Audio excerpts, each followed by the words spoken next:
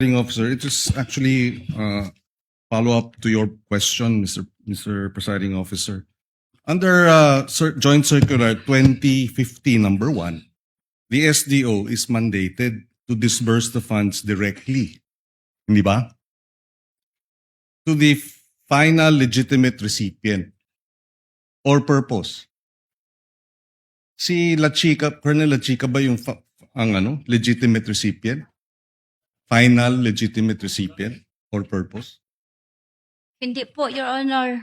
Mhm. Kaya, ibig sabihin, dapat doon ang magdi-disburse na SDO, kayo po yun, kayo dapat, hindi po ba ang magbibigay doon sa mga tatanggap tulad ng, yun na nga, yung mga may alias. Pero ang sinasabi nyo, ang defense po ninyo is dahil confidential in nature at wala kayong access to wala kayong security clearance, hindi na nyo pwedeng pakialaman bilang SDO yung mga ginastos sa mga confidential activities. Parang ganun po sinasabi nyo, no? Tama? Pinireply po naman po sa kanya, Your Honor. Pero, okay, yes. Yun na nga. Yun lang. Yun lang actually na dapat ang SDO under the Joint Circular should be the one to disburse the amounts to and disbursement means final recipient or purpose.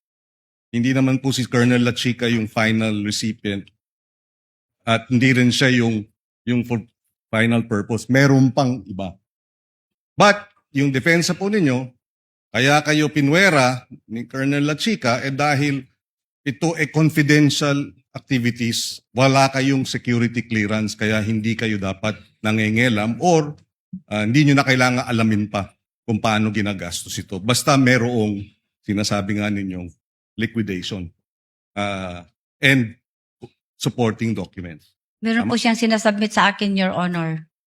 Okay, maraming salamat. Thank you. Salamat din. Thank you, Senator Judge Kiko. Madam Gina, you are excused. Maraming salamat po sa panahon, sa pasensya, sa pagtugon sa mga katanungan ng mga abogado na magkabilang panig at kayo din ng Senator Judges. Salamat po sa oras. You are excused, ma'am. You may step down Salamat po from the sa witness. lahat. Salamat po. Magandang hapon. For some administrators,